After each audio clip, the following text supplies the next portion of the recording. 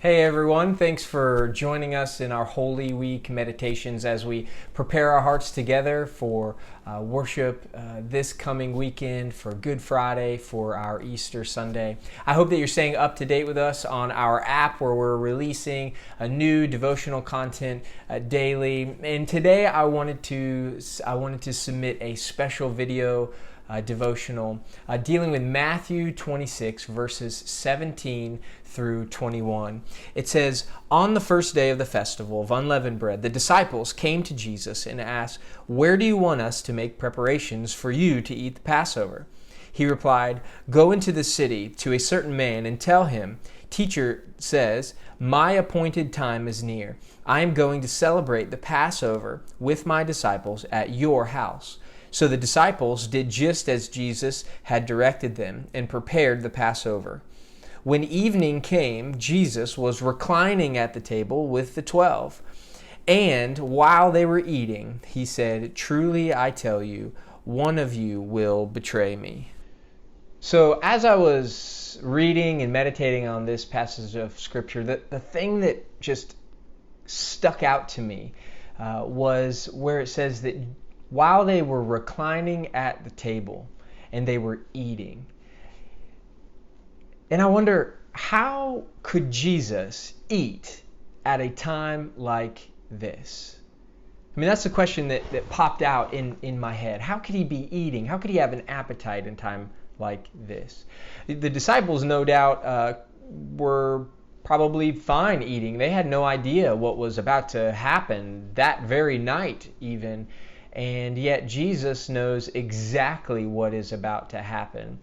And he doesn't seem concerned.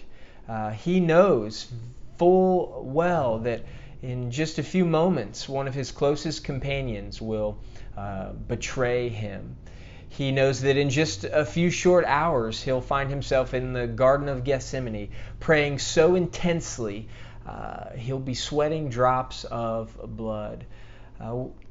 He knows that in just a few hours, he is going to find himself being run through the gauntlet of ridicule and abuse and torture and ultimately death. And yet here he sits with his disciples, his friends, serving them and teaching them. I just don't understand. How can Jesus eat at a time like this? No doubt we would say, well, it's because he's God. He knows what's going to happen, but he's strong enough to overcome it, and he doesn't have those kinds of worries and fears. But that's not the picture the New Testament paints for us, that Jesus took on human flesh in all the same ways that we do. We know that he had to grow, and he had to learn to talk, that he has emotions, he weeps and he laughs. We know that he was tempted in all the same ways that we are tempted. And so no doubt in this moment he feels in a very real human way the kinds of things we would feel in the same situation. And so the question is asked again, how could he eat at a time like this? And I think the major difference between Christ and us is that Jesus rests perfectly in assurance of the goodness of the Father that is leading him.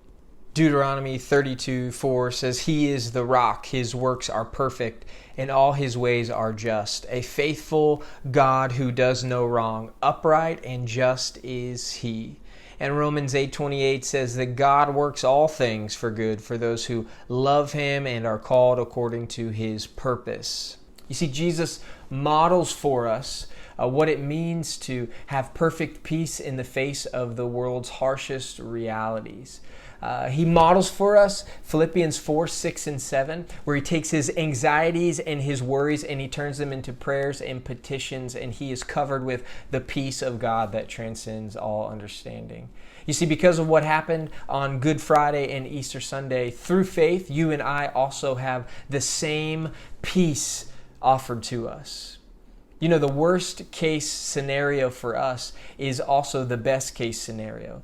the worst possible immediate reality would be the best case eternal reality, that we would die here on earth but then find ourselves in glorious presence of God. And so why can Jesus eat on that Passover meal? Why does he have an appetite? And it's because he does not allow the worries of the world to overshadow his heavenly hope. And friends, you and I have the same Spirit of God with us that was with Christ. And so let us not allow the worries of the world overshadow our heavenly hope.